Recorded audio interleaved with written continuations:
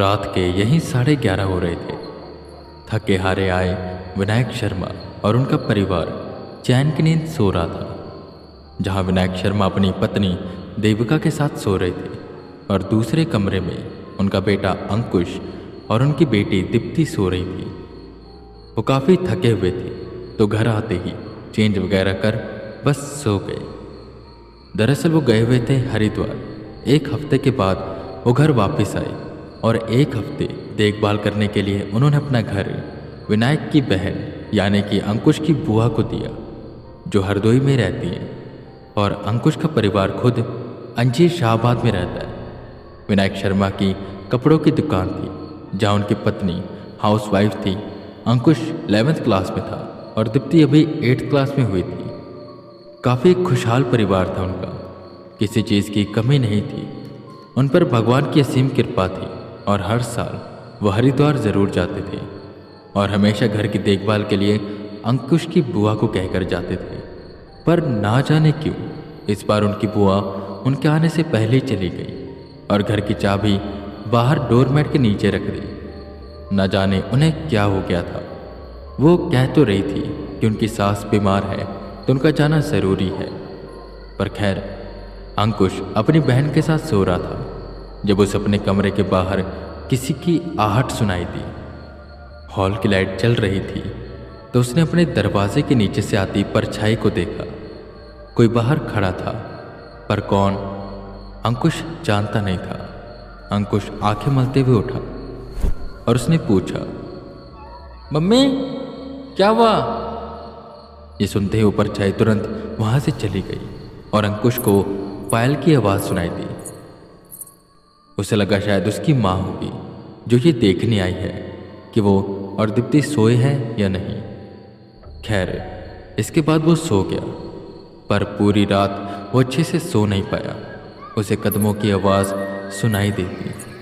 कभी ऐसा लगता कि उसे कोई घूर कर देख रहा है, तो ऐसा लगता कि दरवाजे पर कोई नॉक कर रहा है, जिसकी वजह से वो अच्छे से सो नहीं पाया।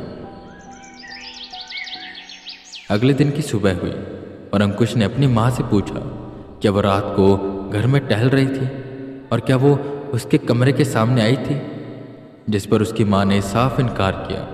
अंकुश के मम्मी पापा का कहना था कि रात को आते ही वो सो गई और सीधा सुबह उठे, और वहीं दीप्ति भी गहरी नींद में थी। अंकुश को यह अजीब लगा, पर शायद वो काफ़ी थका हुआ था तो इस वजह से उसे ऐसा एहसास हो रहा होगा, हेलुसिनेट हो रहा होगा। उसने अपने मन को समझाया और अपनी बहन के साथ स्कूल चला गया। विनायक चले गए अपनी दुकान पर और घर में बची बस देविका। देविका घर का काम खत्म कर सोफे पर बैठी टीवी देख रही थी कि अचानक उसे आवाज़ आई। आवाज़ अंकुश के कमरे से। कोई था शायद उसके कमरे में। उन्हें एक पल तो डर लगा, फिर उन्होंने सोचा शायद कोई चूहा या बिल्ली होगी। वो कमरे में गई तो वहाँ पर कोई भी नहीं था। तभी उन्हें वहाँ पर एक आधी जली हुई पायल दिखाई दी जो ज़मीन पर गिरी थी। ये पायल यहाँ पर कैसे? मन में इतना सोच उसने वो पायल उठाई कि तभी बाहर से पायल की आवाज़ आई। कोई ना कोई तो घर में था। वो तुरंत बाहर निकली तो उसने कुछ देखा, कुछ ऐसा जिससे वो जोर से चीखी और बेहोश हो गई। दोपहर के 2:19 हो रहे थे जब अंकुश और दीप्ति घर आए और अपनी मम्मी को आवाज़ लगाने लगे, पर वो कहीं भी दिख नहीं रही थी। तभी उन्हें किचन से आवाज़ आई। वो भागकर किचन की ओर गए तो वहाँ पर उनकी माँ उनके लिए खाना बना रही थी। माँ, बहुत भूख लग रही है, जल्दी से खाना दे दो, अंकुश ने कहा। अक्सर उनकी माँ उन्हें डांटती थी कि जाओ पहले मुंह हाथ धोकर आओ, कपड़े चेंज करके आओ, पर आज कुछ भी ऐसा नहीं हुआ। उन्होंने खाने की प्लेट निकालना शुरू किया और प्लेट डाइनिंग टेबल पर रख दी और खुद वहाँ पर बैठ गई। अंकुश और दीप्ति हैरान हो गए। आज उनकी माँ के बर्ताव में कुछ चेंजेस थे। खैर वो जाकर बैठे। उनकी माँ उन्हें घूर कर देख रही थी। अंकुश ने डरते डरते एक निवाला तोड़ा और खाया, पर उसे कुछ छलक सा स्वाद आ रहा था। ना जाने आज किस चीज़ की सब्जी बनी थी। मम्मी, कटहल की सब्जी बनाई है क्या आपने? बड़ा अजीब सा टेस्ट कर रहा है। कि तभी उसकी बहन ने थाली फेंकी और जोर से चिल्लाई, अरे दीप्ति, क्या हुआ? तूने थाली क्यों फेंक दी? जिस पर दीप्ति खाना गलते हुए कहती है, भैया इसमें मीट है, देखिए हड्डी। उसने जमीन पर गिरे खाने की ओर इशारा किया तो उसमें हड्डी पड़ी थी। ये देख अंकुश बिल्कुल हैरान हो गया। उनके परिवार में मांस अंडा तो दूर, कोई प्याज तक नहीं खाता, तो आज उनके घर मीट। वो दोनों काफ़ी परेशान हुए। वो उल्टियाँ करने लगे, पर वहीं उनकी माँ बड़े आराम से स्वाद लेते हुए उस मीट को चावल के साथ खा रही थी। माँ, ये आप क्या कर रही हैं? ये मीट है, छोड़िए इसे। अंकुश ने उनकी थाली छीनी, पर वो घूर कर अंकुश को देखने लगी। उनकी आंखों में गुस्सा था, एक लाली थी। वो उनकी माँ थी ही नहीं। अंकुश ने दीप्ति का हाथ पकड़ा और सीधा कमरे में गए। कमरा उन्होंने अंदर से बंद किया। अंकुश समझ गया कि यहाँ पर कुछ न कुछ तो गड़बड़ है। अंकुश हनुमान जी का बहुत बड़ा भक्त था और छोटी उम्र से उनकी पूजा करता आया था, और उसकी कुंडली में भी लिखा था कि हनुमान जी का भक्त बनेगा और उसके ऊपर हनुमान जी की कृपा रहेगी। वो हनुमान जी की मूर्ति के सामने बैठा, हाथ जोड़े और बोलने लगा, हे हनुमान जी, ना जाने मेरी माँ को क्या हो गया, लगता है उन पर कोई पिशाच आ गया, कृपा करके उन्हें बचाइए। उसने इतना बोल कलावा लिया, पहले दीप्ति के हाथ में बांधा, फिर अपने हाथ में। धीरे धीरे वक्त बीता और शाम हुई। बस उसे अपने पापा के आने का इंतजार था। डोरबेल बजी। अंकुश जल्दी से गया और उसने दरवाज़ा खोला तो सामने उसके पापा थे और उनके साथ एक और अंकल। वो दोनों नशे में लग रहे थे। अंकुश के पापा दारू को हाथ तक नहीं लगाते थे। तो ये कैसे? अंकुश अपने पापा का ये हाल देखकर काफ़ी परेशान हुआ। उसके पापा घर में आए, सोफे पर बैठे।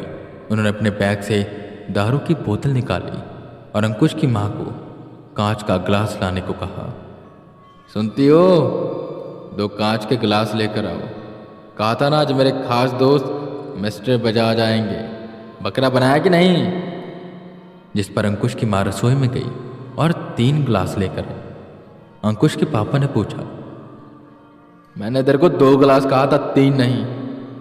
जिस पर बगल में बैठती हुई उसकी माँ मुस्कुराई और बोली, मैं भी तो पीऊंगी ना, और मीट बन गया है, निकालती हूँ जल्दी से।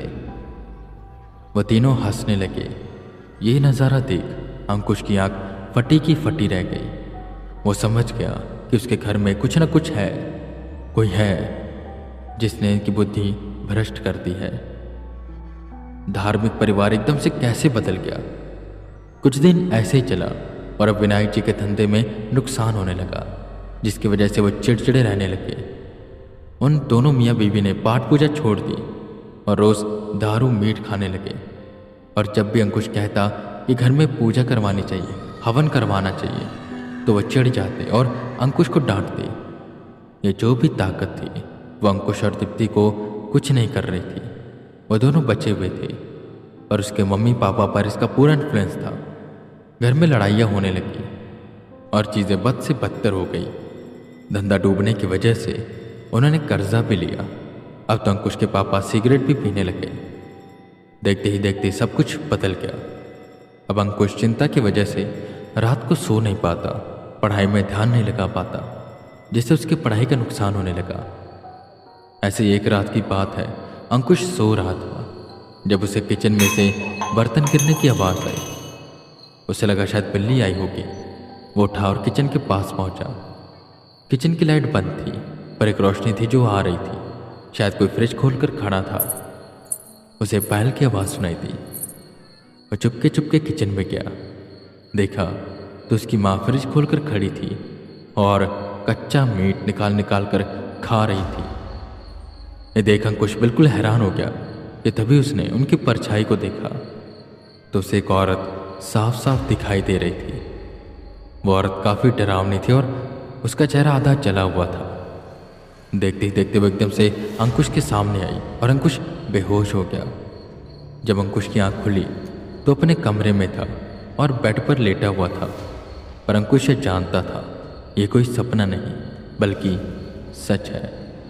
वो ये समझ गया कि उसके परिवार पर किसी बुरी ताकत का साया है, पर वो क्या करे उसे कुछ भी समझ नहीं आ रहा था। वो बस हनुमान जी से प्रार्थना कर रहा था कि वो उसे बचाए, वो उसके परिवार को इस मुसीबत से बाहर निकाले। पर क्या वो इस मुसीबत से निकल पाएंगे, ये एक सवाल था और इसका जवाब जल्द ही अंकुश को मिलने वाला था।